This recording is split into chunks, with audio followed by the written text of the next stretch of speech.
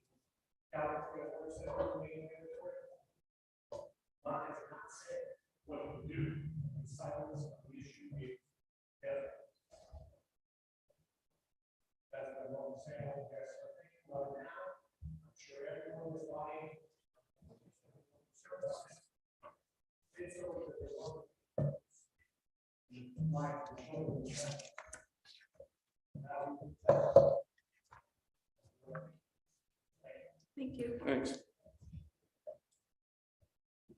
Would anybody else like to address the board?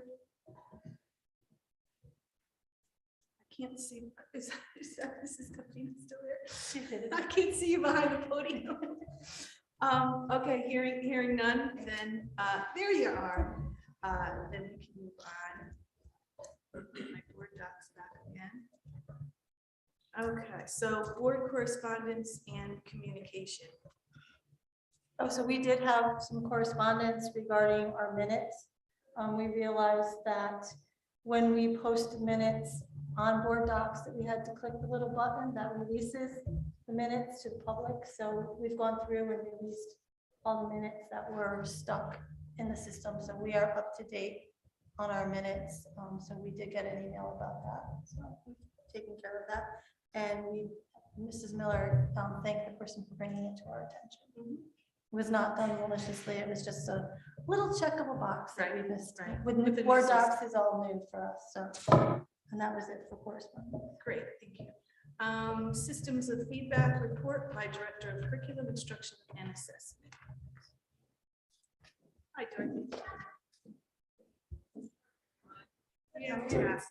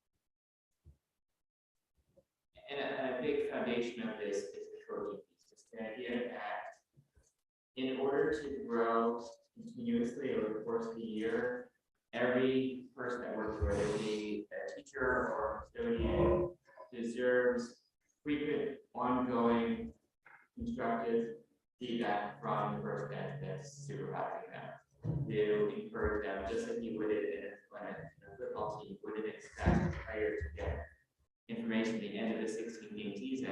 This is how you improve and then be a better player next year. It takes continual conversations. This is what's working, and this is where we need to continue to grow. And as Dorothy said in the past, our system here only included teachers and administrators. And now we've made sure that every single employee in this entire district is part of this system. And you're hearing us use the word systems of feedback because we're really trying to move away from evaluation. The word evaluation has been typically seen as a gotcha rather than a system of feedback. Going back to that word feedback, how do we continue to grow individually? And if every person in this district is growing individually, then collectively the district is growing as well. So this was a huge body of work that was done over the course of the summer by key administrators working on designing the system that included everybody. And I'm excited that everybody in the district is now involved because that was not the case up to this past fall. Absolutely.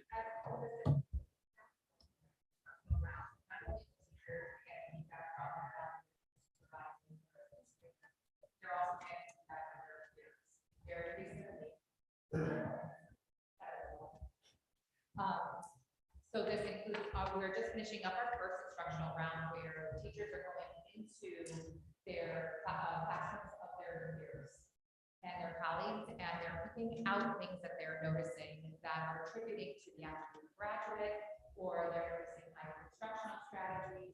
They're leaving with immediate feedback to the teacher with an affirmation. And I wonder, and from the feedback that I'm getting from the teachers that are going into classrooms, they're learning a lot about themselves and things that they can bring into their classroom the very next day that they would like to try. So that's a big part. Right, and going back to what the research states as collective efficacy, it's teachers having an understanding that collectively, through collaboration and learning from each other, that will improve your practice. And one of the things that really we're hoping to get, and we've seen this now from this first round, is teachers immediately walk out of class and say, this is now what I can do to improve my instruction. Not only am I getting feedback from the teacher that's in, but what am I learning that I'm going to improve in? And teachers being able to get into other classrooms, we want to start opening that model so that teachers feel comfortable that colleagues can come in at any time. Now it's instructors. And it's working. Teachers are walking and saying, I just learned this about myself and I'm not going to incorporate that structure. And that goes back to that feedback where the feedback is coming from supervisors, the feedback is also coming from the colleagues themselves from the reflective practice they're engaged in through that round. So this round, every single teacher will be going into 2 classrooms for 10 minutes each. And then immediately after the 10-minute visit, they meet with an administrator and their group of 3s and debrief together and come up with what they saw and have those professional conversations. And then they go out for another 10 minutes, then they come back and debrief again. And during that debrief, they're filling out a little form and sending out those affirmations that I want your statements. I pin out blue letters on there and come on, I guess with rubrics, this is on with different rubrics. Everyone has 16 to 19 pages of qualifiers, okay? So I said, well, 16 pages of qualifiers of below standard development, proficient, exemplary. This is very much similar to the seed program that was meant to help me out. Okay, and I looked at the dates on this thing and it's 2017, so it's already kind of maybe obsolete based on the new paradigm of where we are today with our education scores and the effect of our teachers, tardiness, and all the other elements that are affecting us. So you have one for teaching, one for leadership and evaluation, and then there's one for the staff. We've got 3 people involved. Coming back, meeting with another 3 people, meeting another 2 people to write a form to tell the teacher that you're not doing it very well. And then we have the green and yellow team. How much supervision does it take in a pandemic of education that we're in? That across the country, everybody's grades are lower, you know? And here we sit with I didn't print everything because I ran out of ink. More Rubik's to get to the core. I don't understand, after spending 5 years here, that anybody that's a the staff can't walk by and say, you know what, you're not doing a very good job. I know that when I was in college, I had to print out, handwritten, whatever, what teacher, what professor stunk. Don't take them. Or this one's an easy mark, go to them and pick up your QPR. How can we be this deep into paperwork with evaluation when we're at the cliff? That's what, and when you get all done with this, I want a summary from the department heads, the principal, and the superintendent. All this mishmash, I'm gonna talk to you, say you're doing a good job. Your aspirations are way above what you can do, but you're doing fine. You know, it's gotta stop. This is making work. This is like what the students said in the survey. Hey, come in and give me make work. It's unbelievable that you're asking at least this one board member to go on and on with this stuff. And it's, I know it's probably state sponsored, but it's time to draw a line. So the rubrics, they do say 2017. Those are the last time that they edited those rubrics. The entire system At the state level. at the state level, those are given to us by the state. And then the whole evaluation model, TVAL from the state is being currently revised. The rubrics, however, will not be revised. Those are staying the same. It's going to be the whole structures that are going to be changed in place. The only piece that we added, so this was from the state, we're following it. We're able to tailor it to include more walkthroughs and shortened visits in the classroom. And the instructional rounds, it was envisioned here in the district. And the instructional rounds, the teachers providing feedback to each other on attributes of the graduate and the high impact instructions that they've done, not from the rubric. The rubric is used by an administrator to then provide formal feedback back to the teacher during the larger observation the teacher has and through the shorter walk the teachers have. The rubric is also used by the state for the evaluator, for the administrator at the end of the year to provide a summative evaluation of the teacher at the end of the year, since the administrator. So that's linked to the state requirement of how we evaluate every certified staff at the end of each human school year, based on all those indicators in that rubric that's required by the state. I look at it very simply. Nationally, we're doing terrible, and we got the head of the national education comes from Connecticut. Connecticut is at the bottom, along with the other 50 states. So you have the head of the government, you have the states individual, and you have superintendents. You have 95 school districts, and between all that mishmash, we can't educate somebody like we did in the 60s and 70s. So something is wrong. So maybe the paradigm is not the kids aren't learning, maybe the system's not teaching. Okay. We addressed this at the last meeting. There's multiple factors why students might not be making the academic progress that we would like them to do. Take a look at our data. There are pockets of students that are achieving at a high level, pockets of students who are achieving at the academic level where they're expected to be, and pockets of students that are below grade level. The SBAC data does show that we have a good portion of students that are working below where we'd expect them to be. What we don't know yet is the impact of what the different factors that result in that. We have really good teachers in this district that are working really hard. They're committed to their craft and committed to everything that they can do to improve the well-being of their students academically, so emotionally and behaviorally. And they're doing the work that they need to do. What we need to question is our curriculum in the right place right now? For example, math we just implemented last year. When you implement your curriculum, you're going to expect that you're going to have an implementation dip as you're beginning to learn that. So teachers are experts in their craft, but we've now given them a new tool to teach the students. That takes time for professional learning. So we need to continue to explore and look within to see, okay, what is that we're doing that needs to improve to hone in on those students that are below grade level. SRBI is something that we identified as a major area that is contributing to students not making the progress that they need below grade level. Student attendance, we have a high percentage of students that are not coming to school. Students are not in class, they're not going to learn. I don't care if you've got the best teachers in the world that have been doing it for 35 years. If students are not in class, then they're not going to learn. Students are late to school, they're tardy, they're impacted.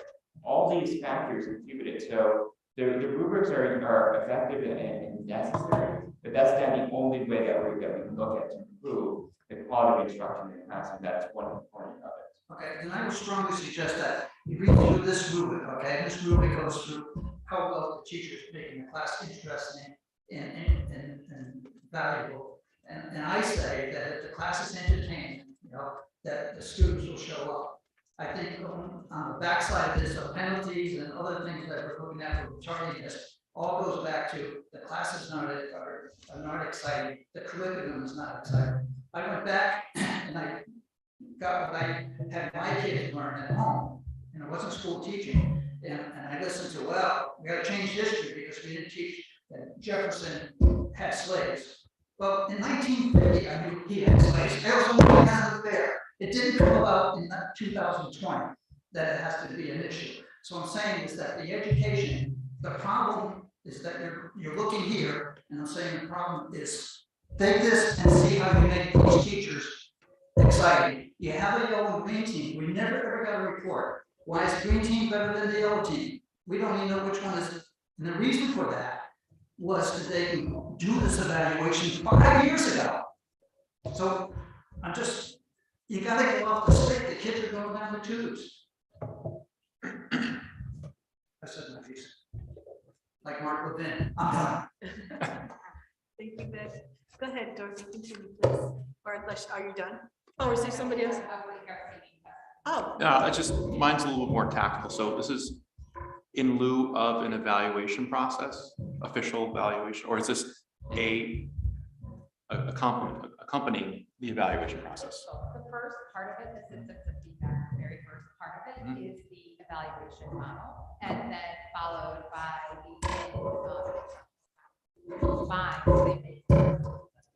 And that's why we call it a system, because it's not just the formal evaluation, it's not just the formal observation task, it's not just the formal right at the end of the year. It's all those components and the informal walkthroughs, and it's the instructional rounds. All those components make up the various different times where teachers and other professionals in this district get the feedback from each other or an administrator to improve the track. So feedback's good, I guess. This is to me an input to an ultimate decision. So where does this feed into? It says in the district, these people were excellent and we need to evangelize them and take their best practice. These people historically have been terrible. We need to get rid of them because we have both. Right. So what happens is at the end of each year, every teacher gets a formal summative rating based upon 4 different criteria in that rubric. They're exemplary or they're below standard. We report to the state the category that each professional, each teacher and every administrator is at the end of the year. What you're asking about is the tenure process itself. So every spring, we review at the building level with the central office, the staff members, teachers that have not been tenured yet. Those teachers that have either been here for less than 4 years or met tenure in another district and are under 2 years here. Those teachers, we have a decision of whether or not we're going to keep that teacher in the district or not, because that's the time whether or not we're going to have to decide if we're going to make a long-term commitment with that teacher or not. Because once a teacher makes tenure, it's very difficult to then have a separation with that staff member. Yeah, so we use the information from these rubrics and evaluation, the observations and the summative and the mid-year, to have those discussions based on what you're seeing there mid-year before the teacher makes tenure every year. And it could take place either in year 1, year 2, or year 3, but it's done before the tenure decision is made. Yeah, I think the tenure is an easy one because if we have the intelligence and we're being honest, we can cut people loose before they come baggage for 20 years if they're not doing the right thing.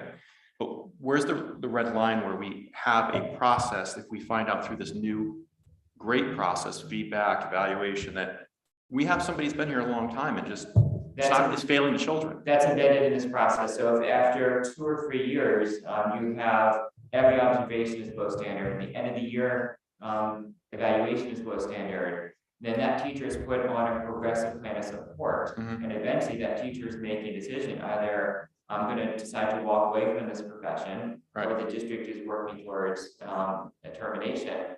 And most of the cases in most districts, you kind of work towards a resolution where the teacher decides to then resign that one before you get to that point. Mhm. But you're going through the process of evaluating, and that's where the rubric has the low standard piece there. And if we're honest with the process, those teachers that are not meeting the requirements that we have, either they're rising to the surface, they're not, and our hope is that every teacher is going to rise to the surface, and in most cases they are. And once again, there's various different factors as what's contributing to student not meeting academic targets. Sometimes it is a teacher, sometimes it's the curriculum, sometimes it's a combination of all of that. Right. Yeah. Okay, thanks. So I think part of the problem is that we have not had a really good evaluation process in the past, and at least this process has been explained to people, and people know what it is, and Mhm. you know, it's not 5 million people walking into your classroom for disruptive period of time.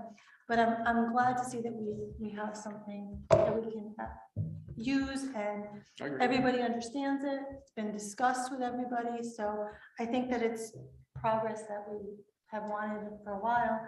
And I think it's great for the staff too, because how do you know if your kids might be soaring, but maybe you need some feedback, you need some help from somebody else to make it a little bit more interesting. Rick's right. We all saw the surveys.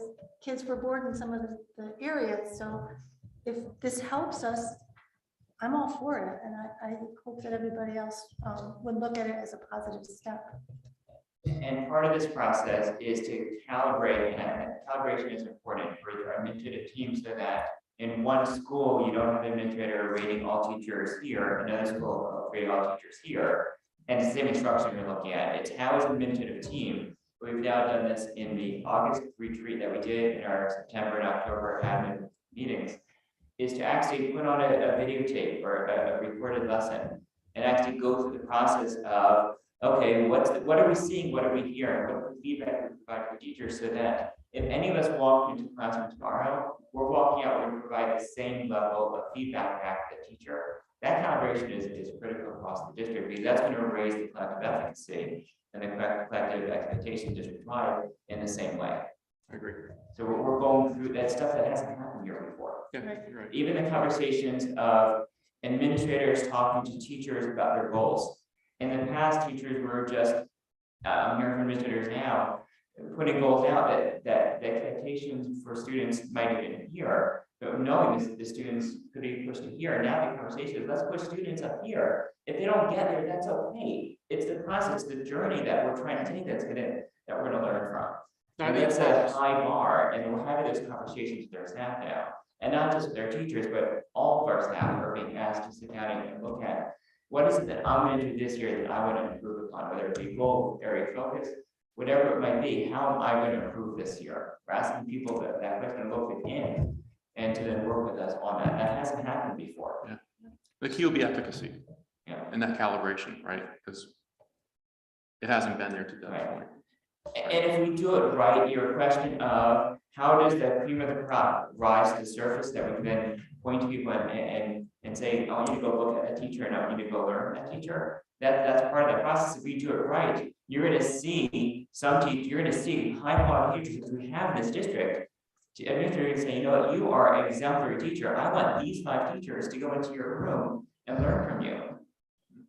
And that's going to happen. And I'd we love do to see have that high here. quality teachers. Rob, I'd love to see a Right. teacher come through who was identified as exemplary Yeah. and thought through an alternate way to deliver a lesson and say, hey, you know, I presented this lesson, 5 other teachers are following the structure.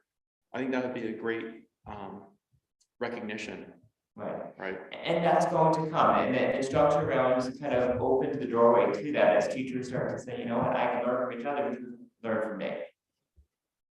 Shelley, do you want to say something? Yeah. No, okay. Shelley said. Just a quick point, actually, to Vic's question and maybe point earlier, way back when I was an administrator in public school many years ago, one of the things that we did was something similar to this. And it becomes quickly apparent which teachers want that and benefit from it, and which teachers are resistant to it or are unable to benefit from it. So that ongoing feedback, that collaborative learning, I think a lot about teachers as well. Thank you. And then Joe? Yeah, I just want to go, there's been a system, it's called the C, maybe it's C plus now, by Connecticut. Okay, we had it 5 years ago, I read it in depth. I looked over different school systems using the same thing, and we had the program. This is very similar to it, so it's not different. Maybe 2012 was printed differently, 2017, it even says it here, it's an update of that. So we had a program called C, and as we learned in my 5 years here, it wasn't implemented. So to get the record straight, there's always been a procedure in a way. We knew that we had to have teachers conferring with each other, the you and Europe, Japan, and everything else. That's why we established the yellow and green team. So I just want the foundation to be clear that in 5 years that I've been here, many of these pieces have been here, but not implemented. So you're going to implement it, and I, as a board member, are going to look today and see that we're getting some progress out of it, because it's the same old again and again. I just been taking everything in here. Listen, a couple concerns is that one is what I said last month might have been taken out of context in the sense that I think the paper kept out that I want the district and the personnel here to grow. And I think that is the intent. We grow together, we grow the board members, we grow this. I went on this, whatever, I got misquoted on this quote, but anyway. I think Vic's right. School's boring. No one wants to be there. The survey said it. You know, Bobby Wheeler's sitting there. My kids, they look forward to his class. He was a great Okay, teacher. but we can't talk about this. He's a great teacher. My kids look forward to it. And he's the type of person that I want to see other teachers get traits from and incorporate in their class. Those are good people that are team leaders that are in it for the right reasons. He's an example of that. I'm glad he came tonight because it's, you know, I noticed earlier, I think he should get recognition for it. But it's a tough job. I get it. I'm impatient in the sense that I want to see the district turn around. I think, you know, the whole story that's being written here is we've had a decade of bad stuff. And you know, we all, you know, COVID hit, I get it, frustrated. I think that, you know, a 2017 rubric to me seems a little dated. There's names on here that I'm seeing on the development committee that they're no longer in the districts. So are they still around, retired? I don't know. You know, it's just, I don't want to keep, I want to keep the goalpost where it is. I don't want to move it. I don't want to come back in another year and say, we need to change this or rubric change. It's a lot of fancy talk to me. It gets down to the brass tacks that we all have skin in this game. And I got on this board is to improve. I think all of us did. My concern is I don't want to have someone turn around also and say, well, this is overburdening and it's creating anxiety. I don't care what job you're in. You get evaluated. Sorry. I mean, I have a high stressful job that has a lot of moving parts that's anxious. I don't apologize for it. I don't cry about it. It's my job and my career path. Unfortunately, I go into work every day wanting to improve. So, you know, I think we need to start somewhere. And Dorothy, thank you for bringing this. I mean, I understand it's a tough situation to bring this you know, in front of us and stuff, but you know, I want to see results. Patient, you know, I get it. It's frustrating. It's frustrating on a lot of levels, but I want people to succeed. I want the students to succeed. I want teachers to succeed. And I think we have a lot of good teachers, you know, but I think there always is a room for improvement in craft. I don't know if this is gonna fix it. I think Seed had a lot of overlap to some of this. We'll have to see and we'll evaluate. So maybe to wrap this up, and if anyone else wants to speak, Mike, mine isn't to wrap up, then you can speak. You go first. I'll be quick. You don't have to be. Let's say this is successful and we want it to be successful. I don't think anyone here, is against having evaluations, and we want it to be successful. How do we know it's successful? 3 years from now, 2 years from now, 5 years from now? Is there a measure? I mean, we don't get the reviews. We definitely don't want them, like especially one-to-one with names attached. But how do we know that we're growing, that we're trending in the right direction? Because wherever we are, we want to be better tomorrow. There's a saying like 1% better every day. But how do we know? So I don't know if you have.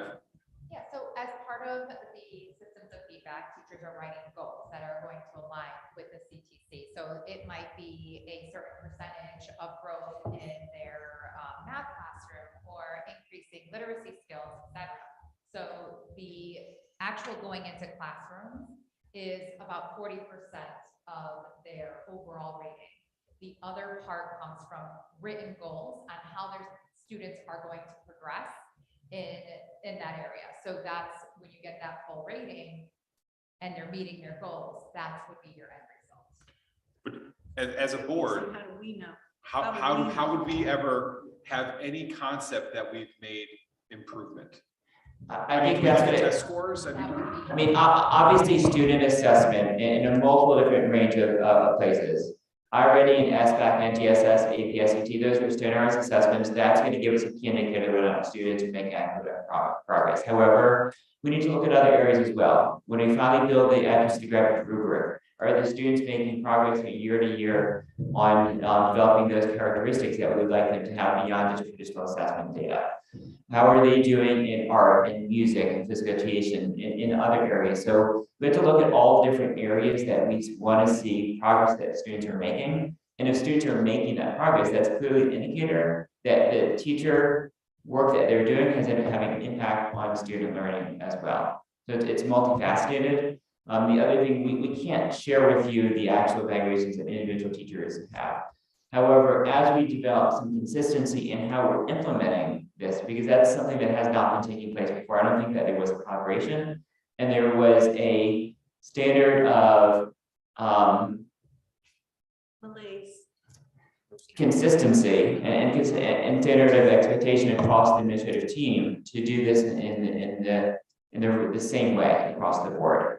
So once we establish that, then we can take a look at how many teachers district-wide were exemplary, how many districts were below standard. We can start reporting out on that data, but that data really is meaningless right now until we go through the next couple of years and establish that consistency on the administrative team. Once again, I can't go back 5 years. I can go back 10 years here. All these things, right? Going forward. Going forward, I would say this year and moving into future years, as we have that expectation across the administrative team that they're doing this with fidelity and doing this consistently across the board, that's the data that we can start looking at. So, go ahead, Mike. But just if there is reporting and it's at a high level, which is, I don't think we'd want anything deeper than a high level. It'd be nice to know that not everyone is highly effective, because we're all at different stages, we're all at different levels. It'd be nice, because that's the sentiment from years past, that everyone got the check plus, or it was just across the board, everyone's perfect. Right. And so I'm hoping that at the end of the year, we see like a bell curve of sorts. And So there's opportunities right. for growth and For every staff member is going to be evaluated. What we did in this system, not only I want to answer some historical questions as well that Frick brought up. The teacher model that rubric taken on there is built off of SEED. It's a state department. SEED is the state rubric that we have to follow right now. The state currently is evaluating the teacher evaluation system to see if they want to make changes to it. All the message I'm hearing is the state is nowhere near even adopting anything new. So that platform, that system of SEED that this is built off of, is a state requirement that's not going to go away and not going to go anytime soon. So if it's not going to go away anytime soon, we're going to have a level of consistency over the next few years that's built off of the same, which is going to give us some of the data that we need to work off of. And I don't hear if teachers are performing at below standard. And I don't care if teachers are performing exemplary. Whichever category you are, even if you are the best teacher in the world, we've got some really good teachers in this district. Even if you are the very best, you can get better.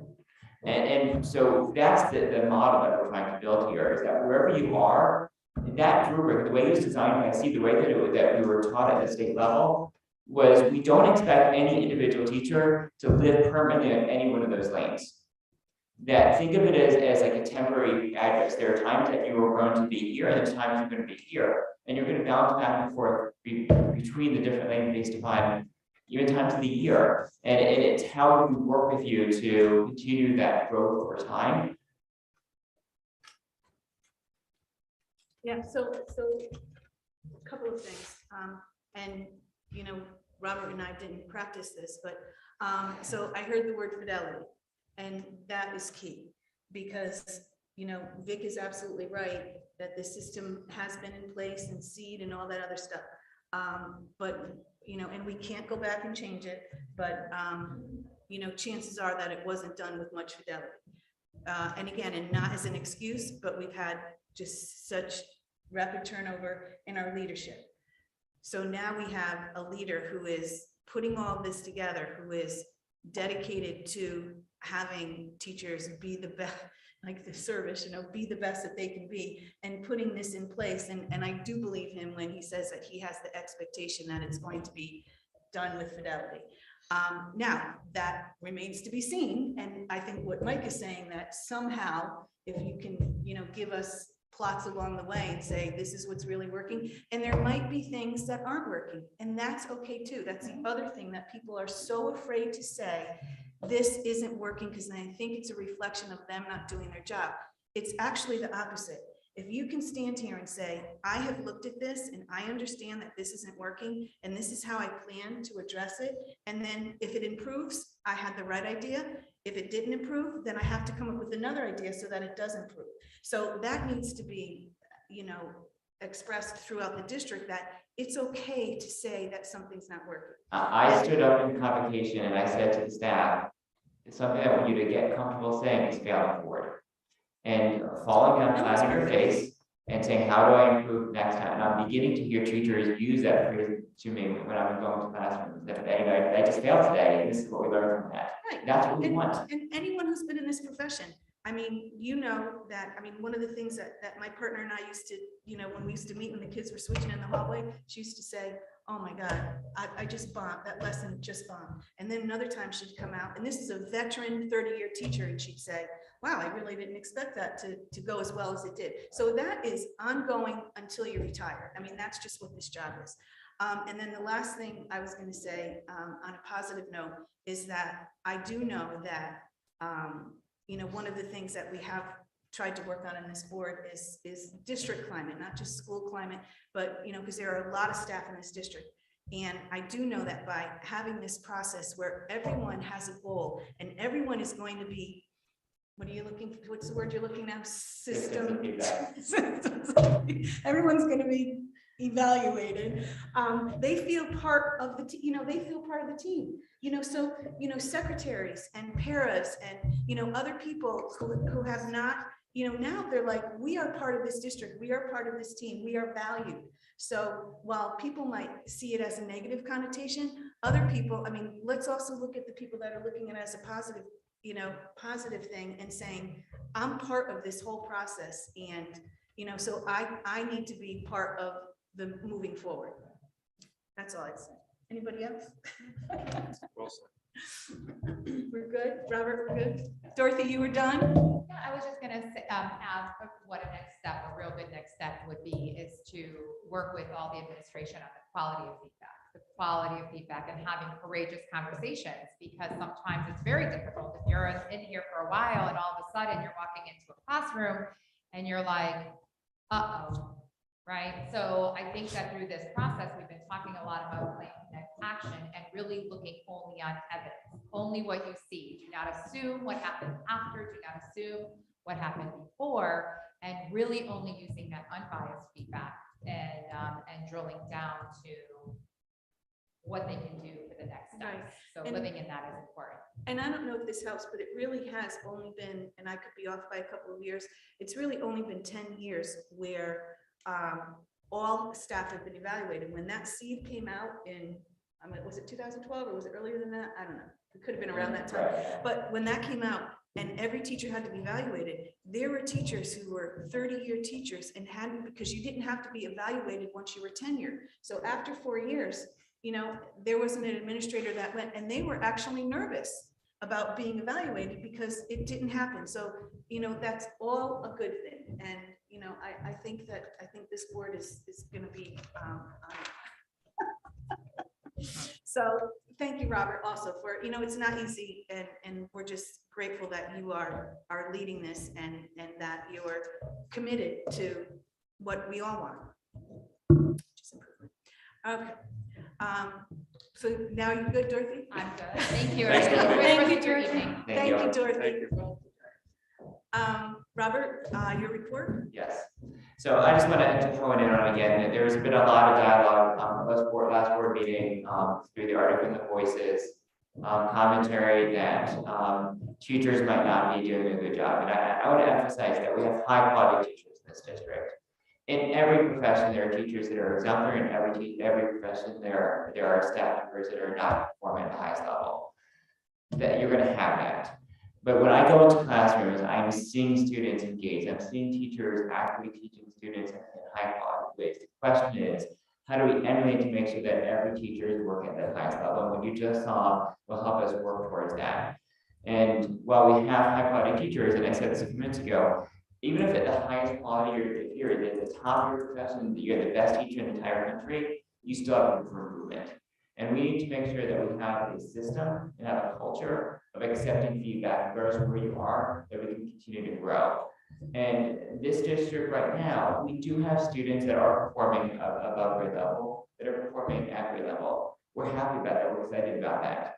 At the same time, what we're discouraged about, what we're upset about, that we need to dig in. I used the word sense of urgency in my dialogue over the weekend in my article, is that anytime we've got any group of students, I don't care if it's 5 students or 50 students or 100 students, or 1 student, if we have any students that are below grade level, then we're not doing all the best that we can to do the work that we need to do what the students deserve. And that's what needs to be articulated. That until every student is working at a grade level, we need to continue looking at our craft and saying, how do we do better? That's not to say that teachers are not working on that level. We are. But how do you do even more so that group of students that are below grade level have that opportunity to now be at or above grade level? That's what needs to be articulated. High quality teachers, but we need to do more to make sure that that pocket of students are not that pocket of students anymore. That's what needs to be articulated. Stay with iReady for a moment. Dorothy and I have a conversation with one of the iReady specialists tomorrow to talk about some of the assessment data itself. Some of my key questions are, what does the spring to fall data really actually mean? And does the data that we saw correlate to what other districts saw? Is it unique to us or not? Is this expected? And if it's expected, why? And I'll report that back out to you. My other question is, how does it correlate to SBAC? Because we're not seeing the same level of performance in the spring data in iReady that students were so high with how they performed in SBAC. So really, how does the two correlate? And is there a correlation that they've studied before? Because that's important information we need to use for the work moving forward. I mean, just to interject there, well, I don't know if you have this off the top of your head, but, you know, we moved away from STAR to iReady, and I think we did that, you know, just a few years ago, and then we, you know, we're out of school for a while. So when iReady was chosen as what the district wanted as their kind of internal progress assessment, was that taken into consideration? I don't know. I was not part of the conversations. Okay, I can't remember. It was probably before. iReady, this is our second year of iReady. Okay. So it was decided in the springtime of 2021 to migrate towards it, and then we did it for the fall. Right. So this is just the second year that we're using iReady. I don't know if the question was asked in correlation with SBAC. One of the things that really drove this district towards iReady was the individualized learning pathways that the system had that STAR did not have. And that I think our middle school, or at least our K-5 students, are using, and we're going back to fidelity, the students are using it frequently. So in their classes, the students are continuously on that Chromebook, not 24 hours a day, but a few minutes a day, using the program at the content and the skills that they individually need to be focused on practicing. And they're developing those skills that they need to work on. The question is how that's correlated to the SBAC skills that they also need to work on. Is there a correlation between the two? And not only that, another correlation I'd be interested in is,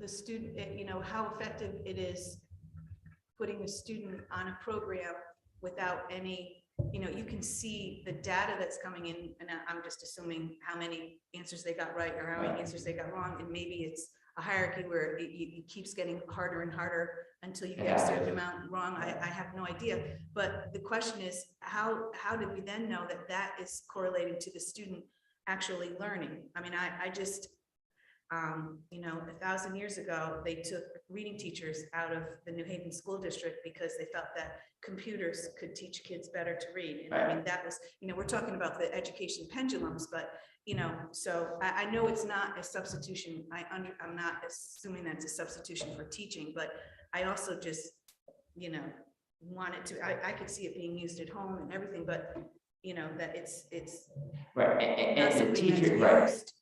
And the teachers are not using it in place of teaching. Right. So typically the way that it might work, you'll see a teacher having stations around the room, where some students might be doing guided reading, some students might be working with the teacher on explicit instruction in small group, and some students in that cycle might be on their Chromebook for the 15 minutes doing that. So it's not like they're sitting there for an hour doing individually. Yeah, but I mean, it just Right. it's part of data that you collected Right. to see if it's effective in, in Right. comparison. So, Right. I would say at the middle school level, we're not using it in the same way. That the students are not during class doing already. One of my questions is, should it be part of their homework assignment? That's part of their homework every day that they're expected to do X amount of minutes in math and literacy. And would we see similar type of growth in middle school students as we've seen from the fall to spring? So it is more work that we need to do with the use of iReady in an effective way. Let me say one thing, it sort of dovetails on Stephanie's, but we know that computers don't teach, and that even when they're simply practicing a skill that we think they've almost mastered, every time they guess, that answer gets cemented in their brain as well as one that they know. So if they guess and it's wrong, now that's in their brain too. So we'd be interested in seeing, some samples of the kinds of independent work they do on the computer. One of the things that we know is that, and at least in the K-5 data that we have, from fall to spring, the students showed exceptional growth, significant growth in the iReady data, which shows that the pathways that they did over the course of the year did attribute towards learning that they had. The question is what that learning is long term, and if it's retained from year to year, and the correlation between what they learn in that to SBAC. right. Yeah. And can they, are they learning a skill, or are they learning how to use the program? Correct. That's, because, you have the kids that you're saying are, mid and above level. I mean, they've already figured out how to use that program and just Right. kind of go through and get the credit for it. So Right. you just, again, it's a learning, it's a tool that they have, and you'll evaluate if it's working. If not, then maybe you just use it for the intervention. The fact that if a child is deficit in a certain area, then the teacher can see that and know that that's a skill that they need to. So I mean, I'm sure it's useful. It is, and the other component to that's nice about iReady is it actually provides a lot of data to the teachers to now create and form differentiated groups. If these groups of students need this instruction, these groups of students need this instruction, I'm going to use that data to now teach what these students need, which is different what these students need. Right. And that's also part of, I mean, teachers have done before iReady. Right. Teachers did Yes. that with homework. So you see Right. the kids that have the kids that got the math homework, and the kids that didn't need help, and the kids that Right. had their parents do the homework, or, SOL because they didn't learn either Right. way, and the teacher thinks they did. But anyway, yeah, so, okay. So more to come with that. Yeah, thank you. We've also been focused. You had a question? Just a real quick one. So I thought that we were told, and somebody correct me if I have this wrong, that one of the reasons for going to iReady was its sort of predictive value, its correlation with SBAC. So I'm hoping that's, that's what you're gonna hear, so I'll be really curious. Right, that's what we're gonna ask. Unfortunately, the data that we saw in the spring data, the two don't correlate together. So something there either is unique to us or something that is to be expected within their assessment data, and I need them to tell me that. Stephanie and I have had conversations with several organizations in our area to develop middle school programming. We met with them. We asked 2 of those organizations to present a proposal back to us. I think I gave them to the end of next week to get a proposal back. They're currently working on that. That would be for a 6 to 8 program at our middle school. For after school, we did a survey of parents. We had over 100 parents that said they were interested in a program. Most of the parents said they were interested in selecting days of the week, not necessarily 5 days a week, but say Monday, Tuesday, and Wednesday, or Monday, Wednesday, and Friday. Majority of parents said they were interested in a 3 to 5 afternoon program, and some said 3 to 6. The bulk of the parents, they were interested in physical activities, interested in life, work skills, leadership skills, and academic support. So one of the things that will be interesting to see is how we use the space in the building, because the space is being used by other programs at the same time. So how do we jury rig everyone together so everyone has access to what they need? We're hoping to have the program running sometime either in the winter or the spring this year from one of these organizations. It would be a fee-based program for parents, and I was asking the survey, and parents knew that when they took that. But we take a look at, we've got an after-school program for elementary school K-5. High school students have clubs, they have drama, they have the musical, they have the fall play, and they have athletics. There's a lot of opportunities for high school students. There's not a lot of opportunities for middle school students. Yes, there are some athletics, there are some clubs, we're trying to expand that. Our hope is to create an opportunity for students that might not be playing a sport to want to participate in activity like this. So I'm excited about this. So we'll see where this goes, and we'll have more information to the board. We would obviously bring our proposal and recommendation to the board for your consideration, but wanted to give you an update of where we stood with that. I've been interviewing for the COO, the Chief Operations Officer. I have 5 candidates that I'm bringing to my cabinet for a second round of interview next week, and my hope is to bring 2 candidates back to the board in November for consideration. So I'm moving forward with that. Insurance, all the MOUs were signed, and we are ready to go for November 1st. The insurance companies are working and enrolling us. If we don't have the insurance cards in hand by the 1st, we'll have the insurance ID numbers to give to our staff prior to that. I have an email that's getting ready to be sent out to staff tomorrow morning with some working information about that. So that was a multi-month process to get where we need to go, but we're there now. I also included in my staff newsletter to staff on Friday explaining why I was not transparent in the process, because I kept getting staff members asking, where are we with insurance? And I've known since June that we were negotiating with this. But I said to staff, is that if I said to any of you, this is what we're trying to do and why, I could be accused of tampering with the process. That I could be accused of convincing groups of teachers to go against their leadership, or groups of administrators to go against leadership, or parents to go against their leadership. That I was advised by my legal counsel, our board attorney, not to say anything to anybody, because I could not be accused of tampering with the process. So I was upfront with the staff on Friday. I said, this is why I did an attorney review, and now I can give you the information of where we stood. Because I try and be as transparent as possible, but I had to be very tight-lipped through the entire process, so that I could not be accused of tampering with the process itself. Substitutes, we've posted on job sites. I'm getting some applicants for substitutes, not a significant amount, but we are getting some applicants to come in. It is a challenge. I've said this now a couple times at the board meeting. The fact that we don't have the stuff that we need does impact student learning. It impacts because we're pulling interventionists, we're pulling tutors, we're pulling in some cases special area teachers, and we're pulling administrators to go into classrooms to cover classrooms. It impacts student learning across the board. I don't care what level you are in. So we're still working on it. I've met with the teacher association.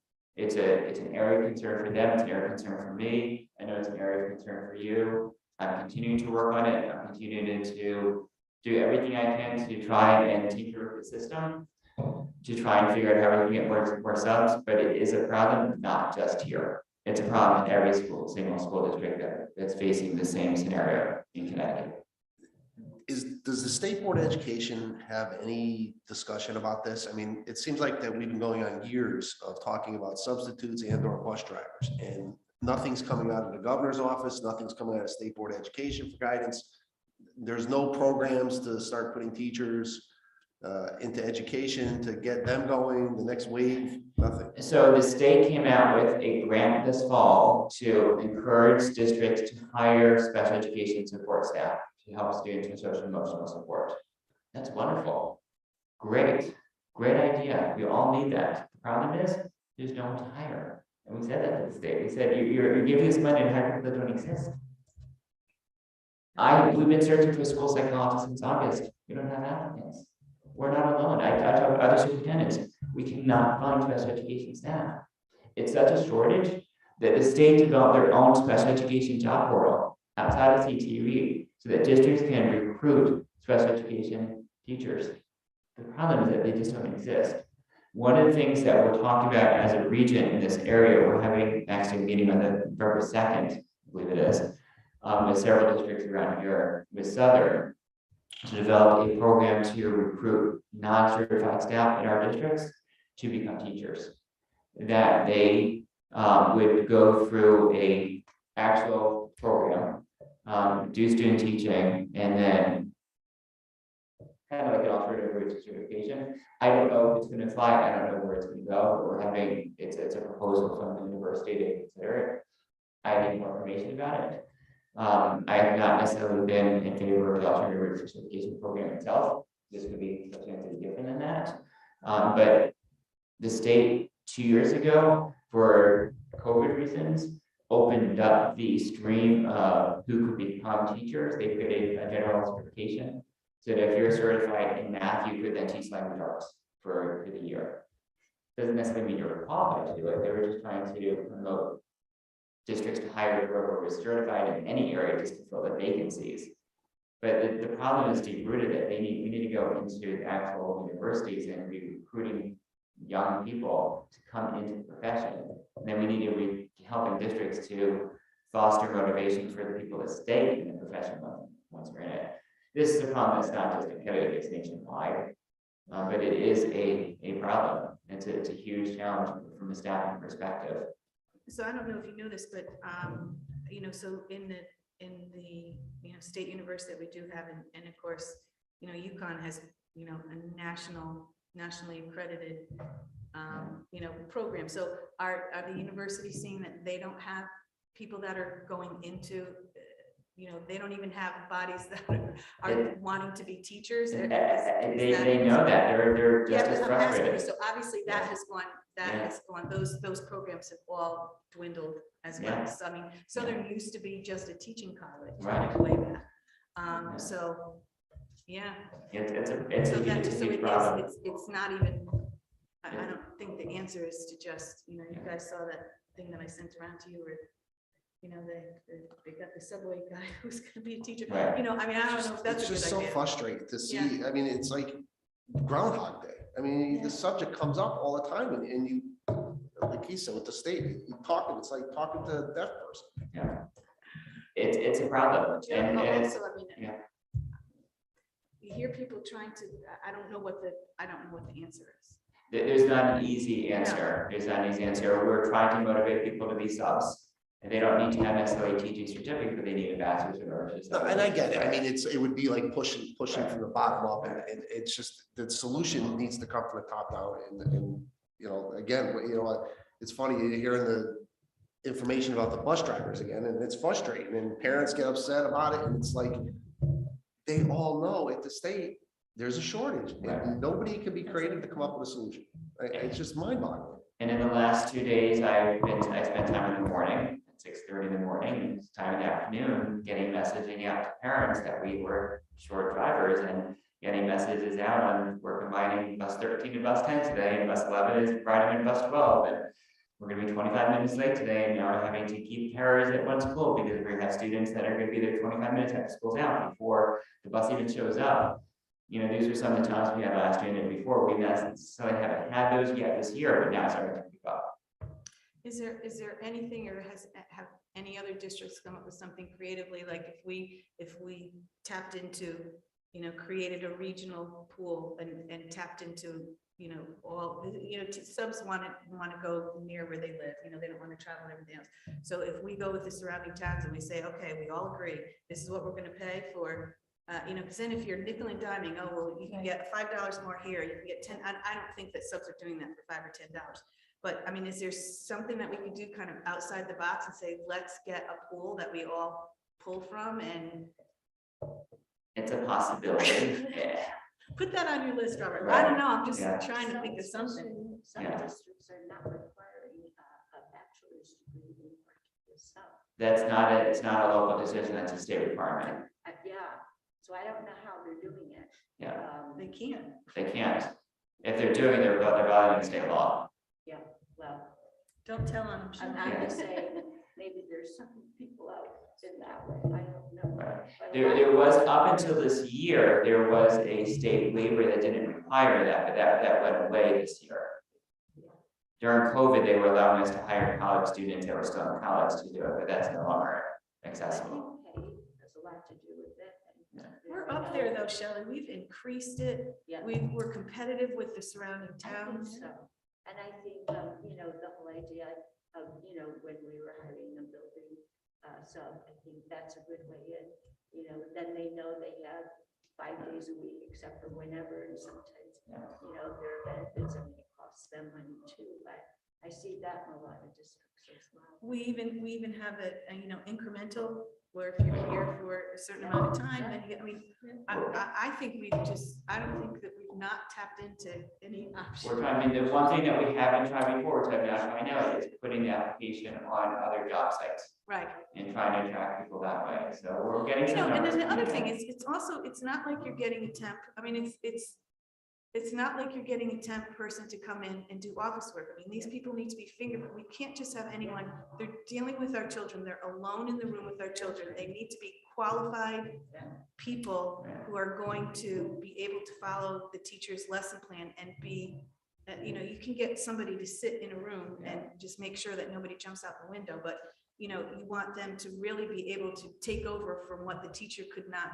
you know, do that day because they're not there, and to be able to do it. So it's also not an easy thing to just say, well, you know, open it up to everyone and then, It's and, not you know, everybody. and you just, you can't, it's So, just too. Have we thought about the possibility of, instead of going up in small increments, that we become Go the, crazy. but steal all the subs? You go, okay, in this general area, what's the going rate for like first time and not tier, just entry level? What's the? It's $90 a day, How much? 90. If you made it 150, I guarantee you'd start stealing all the subs from the other areas. They'd hate you, but you'd have a flush amount, and you just set a limit, say, we're only able to pay, this is how much we could pay for subs for the year. And you just say, like, we're gonna pay a premium and we're gonna get the best subs. And at a certain point, you might even be able to turn away subs by going, you don't meet our standards. We're willing to pay 150. We can look, we can Let's, look. or let's start at 125 and see how that goes. Why not? I mean, we'd have to, you know, you're our finance chair, Mike, so you, We if can you look say at the we can next do time. it, then we can do it. We can look financially to see if we could modify it further. I mean, it's worth a thought, because I know Why not? they don't work because they're bored. Maybe some do, but the money means something. And going up by $5 here and there just does not cut it. I mean, it doesn't pay for a cup of coffee. So if we do it, we should do it with, go big and scare all the other districts, because they won't match us. We go up They might. $5, they'll match us. They might. We go up $50 or $70 and not a day. We did that. In order to match some districts, we may need to go over $40 or $50 more than we're paying right now. What's that? I said, in order to match some districts that I've seen there are suburbs, we might need to go $40 or $50 more than we're making now. Yeah, I mean, I would say down, you know, down in those districts down on the Gold Coast, but we're not gonna be pulling from there. And I don't think people are gonna drive from here, because it's gonna cost them that much in gas to go down. Not necessarily race to the Gulf Coast, I can name our districts. Okay, well, I think that put it on our finance committee, Absolutely. and you can maybe talk to Mark about it, and, I mean, why not? I'm all for anything that can take away, once again, the lack of subs having a substantial impact on student learning. How many building subs do we have? But we're hiring one permanent building sub for each school right now, we're hired from high school. And the elementary school one will be coming soon, and we're getting close to hiring one for Credo for Monday. And at the middle school facility is we area, we kind of have a new person to the middle school. And these people have to have bachelors. Yes. And so, what are we paying them when they're a building level versus, day-to-day stuff? If they are permanent building sub and they're certified as a teacher, they're making $120 a day. So it's slightly less than if they were a long-term sub in the district. So I can tell you that Shelton, for a building sub, is $150 a day. Yeah. Just, I'm just, saying along the lines of what Mike said. Yeah. We also have a budget that we need to work in, and That's you right. go to often your entry level as a teacher more than we're paying here. I mean, it is obviously different. And the ones that are not building level subs, there's a gradation in how much they get. Yeah, but we'll look financial, we'll look at financing further. Do some digging. I'm done. Are we done? Anything else? Any comments on or further discussion on RUBS? Okay, so I think it is in my report, and I do have one. So first, I'd like to thank Anthony Hibbert, the OHS principal, for his weekly newsletters to the district. It's a one-stop document where everyone can get information from all 4 schools, the superintendent and the BOE. I'd also like to thank, and she's here, but we could thank her personally. Thanks Stephanie Kubasek, assistant principal at OHS, for stepping up and pitch hitting in the principal's corner this past week. She did a fantastic job, and I'd even go, so I hope Anthony's listening, I'd even go so far as to say that she is equally as eloquent as Mr. Hibbert. Well, I still have to talk to him. So I think equally as eloquent is pretty high praise. So thank you, Stephanie. And you know what? You're one of our newest, staff members, and you step up and you do whatever's asked for you, with no question. And you talk about exemplary. I mean, she's exemplary in the type of staff that we want to hire and to keep happy. Every once in a while, I put in something in the BOE corner in the weekly district newsletter, and I did that this past week. I included the purpose of the board.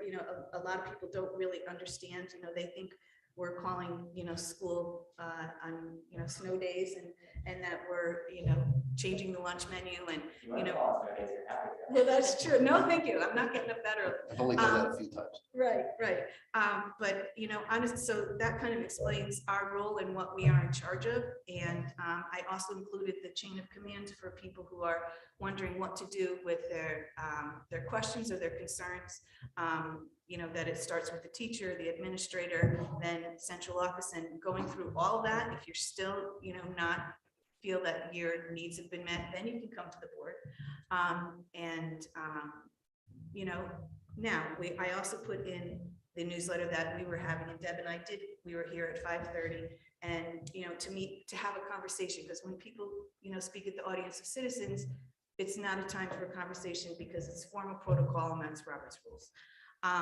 But we did have people come today, and we had a wonderful conversation. We talked about vaccinations, the talented and gifted, SPED, CRT, the importance of summer packets, and Patrick's are important too, but summer packets district-wide, and it was a great conversation. And we're not going to do this at every meeting, probably every other month, whatever. I mean, whenever we can. I mean, our schedules are pretty full as well, but it's just our way of opening it up and letting people come and actually have a conversation without having to have the formal protocol. My next, I'm gonna skip because Dr. Miller, I'm just gonna delete that because I talked about us meeting about middle school, which, you know, that's been something that we've talked about a lot, and I'm very excited. I mean, I love the fact that we identify an area of need and students that need it, and we then follow through and are going to hopefully do something about it. So I'm very excited about that. There was a first unified team middle school game yesterday. I didn't know if you were going to include that in your, so I'll steal that. At Oxford Middle School against Shelton. And there were middle school cheerleaders and web leaders. Web leaders at the middle school are kind of like the, what do they call it at the high school? Those Link crew? leaders, link crew. Web leaders came to support the team as well as parents and students. It was a wonderful experience for all involved. Future games will be noted in Principal Olette's newsletter, and a special thank you to Judy McGinnis, who has spearheaded this program. You know, obviously we have a robust unified program at the high school, and then she wanted to continue that at the middle school, and she's done a great job. I also awarded Judy the staff member of the month for the month of September. She was? Yes. Oh, fantastic. She deserves it. In reference to, we've talked about this, but I have this in my report as well. In reference to the data report presented at the last meeting, I think it's fair to say that no district is ever done in trying to create a top-notch learning environment for our students. No one student, school, teacher, or administrator is responsible for these measurements, is solely responsible for these measurements. They are a snapshot of where our children are, and that drives the conversations and planning as to where we want them to be. The entire OPS staff supports the superintendent and the BOE's vision and goals. And we've all heard this, but there's no I in team. And as a team, we will always do what's best for children. Finally, I received correspondence from Shelley. Due to health concerns, she's stepping down don't get nervous, just as BOE vice chair. We're happy that she will, however, remain on the board and contribute to our vision and goals. The next steps will be discussed and be part of a future agenda. And lastly, I'd like to thank all the board members who continue to help this district move in the right direction. And I just appreciate you all and know that we're hopefully doing good work. The end. Thank you. Okay. And not to bring this up. So now we are going into our subcommittees. Joe, facilities. Just based on last month that we had a facilities meeting, the millings for the overflow of the parking lot at the high school has been started. So hopefully that will be completed relatively soon. But I just want to thank Dr. Miller, Athletic Director Joe Stockman, and Public Works Director Wayne Watt. They made that all happen, and it was great. It's just another example of working together, and when you work together, you can get everything done. Piggyback that, the water main project up the high school, again, the cooperation with Brian Nesteriak and getting all that done. That was a long time coming, and that needed to be done. And we were talking at the facilities meeting tonight about the next phase, and hopefully we can tread on the subject of getting bathrooms up there. So we'll be taking on some other projects up there. As far as the Great Oak Elementary School HVAC project that is going forward, we met with Herman Schuler and some board members in the facility subcommittee. We passed it along, concerns to him and his group, because we met with the first selectman board. And our concern is just disruption to the school environment with the students and the teachers. So that was a impactful discussion. I do have correspondence that went back and forth to make that happen, and I'd like to just enter it and have it go along with the minutes so it could be entered and officially put on file. So, So give them to Deb. Deb will scan them. Yep. And then but it was that project is going forward, has been green lighted by the subcommittee, Dr. Miller, and to go forward to the board of selectmen under this direction of Herman Schuler and his committee. And I'm supposed to be going to the board of selectmen now next week on the 2nd. Yep. Just back on the millings, over the summertime, the George Joe Stockwell and George Anzoni and Superintendent Miller moved the softball fence up at the high school. It's finally regulation for them. That also was correct, a long time coming. Again, thanking them for that. Let's see. There's some RFPs going out next month, but you'll see it all in the minutes. And that's just about it right now. We have some Westfield drainage issues going on up there, and we'll get address that as going forward. But I just want to say, time is of the essence with the Great Oak Elementary HVAC, and then just to let staff and students and families know the Quaker Farms will be the next one that we need to get addressed, and those conversations have taken place to get that ball going too. So Every time it's mentioned, we mention that Quaker Farms needs it as well. So just keeping that out there. Thank you. But thank you, Joe. Deb, curriculum? So curriculum. Oh, thanks. Before I start, I'd like to just publicly thank all who worked on the curriculum over the summertime. I know that it was a lot and we appreciate it. And I'm really pleased to have the board look at the curriculum that we sent. I sent it out to everybody and it was attached to the agenda. So we have the CEP curriculum to approve for purchase. This is new curriculum. We did not have CEP curriculum before. So this is a great process, and I think that it was done really well. I hope everybody had a chance to look at it. So And that's community exploration are 18 to 22. Sorry. The cost for that is $900. it was $900 for the startup and $350 annually. That's up to 30 kids. That's like amazing price. Yeah. So, and I think it was a great, and the presentation that Kristen and Megan did was great to the subcommittee. So, and does anybody have any questions on that? So I'd just like to make a motion to approve the CEP curriculum and purchase. Second. Any further discussion? Steve, second. Any further discussion? Hearing none. All those in favor? Aye. Oppose? Abstain? Motion carries. And then there were 3 other sets of curriculum in your packet. The first one we can look at is physics. If anybody had any questions, that was there as well. Anybody? Do we have to do Each each of them one. individually? Yep. Any questions? Any comment? Not a question, just a comment. These are terrific. I mean, to see the state standards put in as they should be, to see the various accommodations, modifications listed. This is terrific and a long time. So kudos to all who worked on this. It's fine. I appreciate all the hard work everybody did over the Absolutely. summertime, because Yeah. we haven't seen this before, so it's great to see. I'd like to make a motion, same procedure, Huh? approving the curriculum. Oh, so motion to approve the physics curriculum from Joe. Second. Getting so fancy. Oh, you want to do the call? All those in favor? Aye. Opposed or abstained? You threw me off. No, me too. Motion carries. So are you saying by saying that we don't have to go through We each do. one?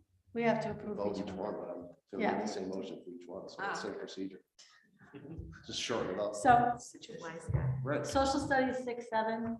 Any questions, any comments? Same thing. I think it was a great. Motion, same procedure. Second. Joe, Mike. Further discussion? All those in favor? Aye. Opposed or abstained? Motion carries. And then English 9, 10, and 11. Any questions, any comments? No? Okay. Motion, same procedure. Second. Claire, All you those got in that? favor? I got it. Opposed or abstained? All curriculum is approved. Carried. That's great. And then our Good next, job. at our next meeting, we will be talking about the middle school and the high school schedules. That's one of the things that we've kept on our schedule. We have a bunch of other stuff. So our next meeting is November 2nd or something like that. So Thank you, Deb. Nicole? All right, so for policy this month, we have a second read for 2 different policies. The first one is the FAFSA, the pre-application for federal student aid. It's our required to have this so that we can try to improve completion rates. So we did a first read last meeting. If anybody has any questions, we can talk about it now. Otherwise, carries, I would move that we vote on this. Well, why don't you do the motion and then we can see if there's discussion. All right, so I would move to approve the policy to approve completion rates for the FAFSA form. Second. Any discussion, questions? All those in favor? Aye. Opposed, abstained, motion carries. And the second policy is our bullying prevention and intervention policy that was drafted by Shipman and Goodwin. Second. Any discussion?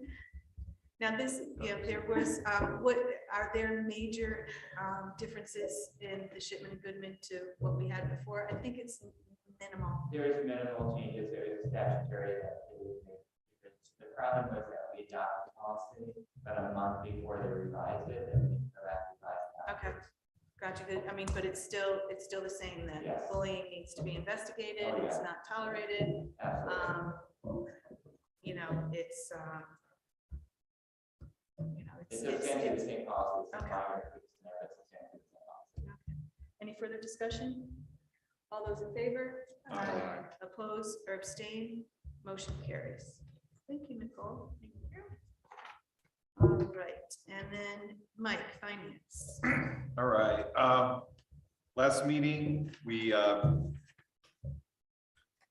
looked at the finance report. I mean, it's pretty straightforward for finance subcommittee, but every month, it seems our finance and personnel report keeps getting better and better. I'm happy with the evolution. His name's Mark. Mark is doing a phenomenal job.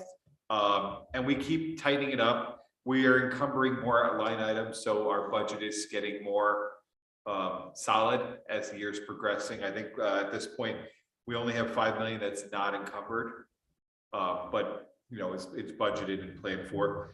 I think he's setting up a meeting with Jim Haliva to discuss utility costs. Since oil is negotiated in November, I think our contract for oil is up at the end of November or something in there. I believe we're looking to fill all our tanks while we have the better rate, fill them full. So we benefit as much as possible, but I'm guessing our utility cost is going to go up. I know we budgeted for increases and then we upped it and then we upped it some more. Hopefully we budgeted enough because we don't know, it's a moving target. We talked about transfers of funds. They're, above a certain dollar amount. So we discussed at the subcommittee meeting, one for interim manager services, which I think is paying off dividends. They're doing a great job for us. The other one was about contracted school psychologist services. Again, because we can't find someone to fill the opening. Looks like all the school accounts are in the process of transitioning to the Infinity system, the Infinity Vision, which will be great for reporting sake and just standardize the expense approval across the board, make it just that much easier. No surprises on the HR report. Current vacancies, we have some vacancies across athletics, teachers, student support services, support staff, substitutes, and administration. It's a hefty number, but hopefully we can start making some headway in the next few months. We have an ECA update, which we appreciate. Those are the students that I believe get bussed out to New Haven for the arts programs. The numbers seem to be dwindling, and I believe there's some changes to the program that's going to be communicated out to the parents for financial implications for non-enrolled students. So for future students that want to do the program, I think there's a shared cost involved that will be communicated out. You've already talked about the medical insurance update. That's fantastic news. I know it's not seen, but it was done in as thorough way as possible. I think Dr. Miller did a phenomenal job in coordinating that across all the different bargaining groups. And it was meant to help. The district saves some money, but the real benefit is the people who enroll save money, because when it goes up astronomical rates, everyone's affected, everyone gets hit, everyone has the same insurance. So, I think you did a great job. I'm very happy that we were able to accommodate the groups to make sure that everyone felt comfortable and safe. I believe in being in the negotiating teams. It looks like we're forming some kind of, I forget how you worded it, but a committee that from all the different bargaining groups that can be a part of planning for future changes to the insurance plans, because they evolve. Things change, prices go up. We need to be, comfortable, feel safe, but also choose something that's good for the members as well as cost effective. Because no one wants to have a 20% increase and shoulder that. District can't, doesn't want that, and I don't think any of the staff do either. So I think great job in that process, and I think we're definitely moving in the right direction for how we evolve. I believe there's an MOU outstanding with Parks and Rec that we'll hopefully find out where we stand soon. And for future agenda items, we're looking at scheduling sped and high school cost center for the budgeting process. We're looking for summary detail level of building staff members and a report update on department chairs. We've shifted from 9 to 4. We'd love to hear how things are going, and we're excited to hear that at the finance subcommittee meeting. Our next meeting is noon on November 15th. Okay, I have 2 comments. One is typo that is, I just noticed. It's finance, insurance, and personnel, not personal. And I went, so that's just an easy fix. And the other thing is, while people can go to the finance subcommittee meeting and get the report, and I don't know if we've done this, historically, but if we can include the report in this agenda too, I think that. Well, it's on the agenda document itself. The report. The report is. So adding the guidance packet to that, so again, it's up. Yeah. It's on, Okay. it's on our finance subcommittee. but It's on the not finance agenda. subcommittee, so I'm just saying people would have to go to the finance, I'm just, making it easy. Finance subcommittee, and I think we used to, We used to do we that. think we used to put it in there, so,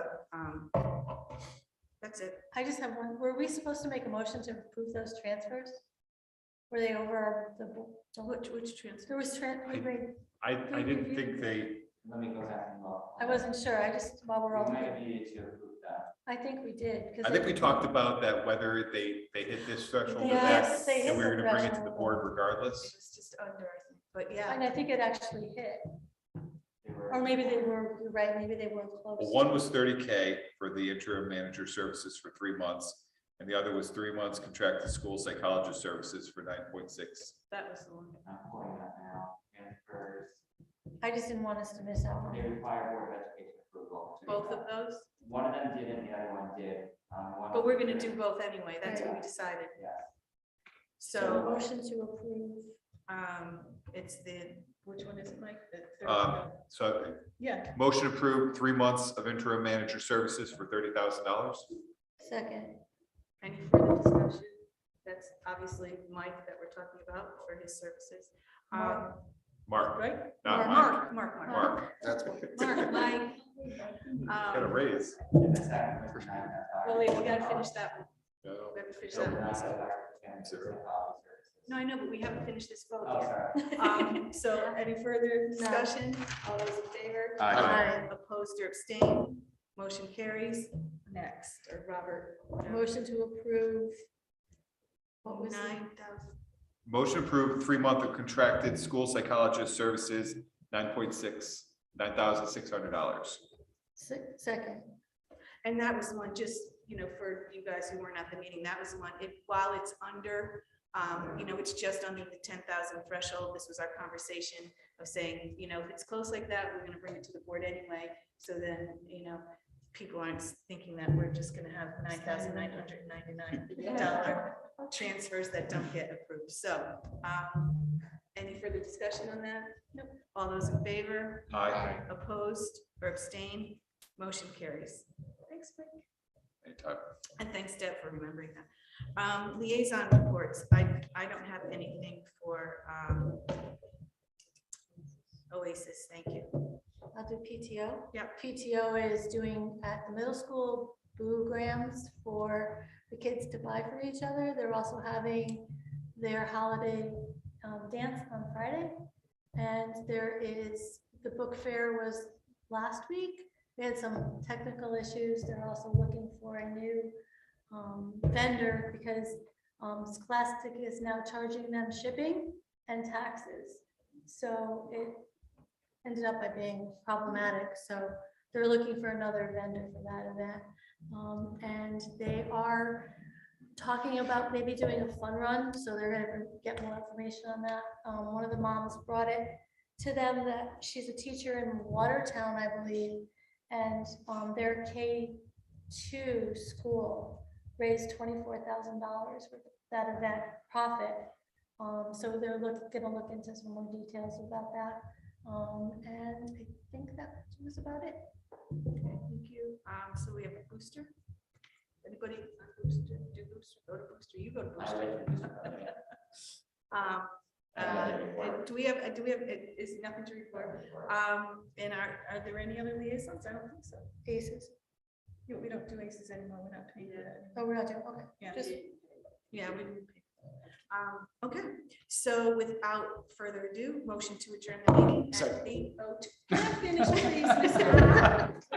Motion to adjourn the meeting at 8:02. Seconded. All those in favor? Aye. Okay, have a nice night, I everyone. abstain. Thank you. No, I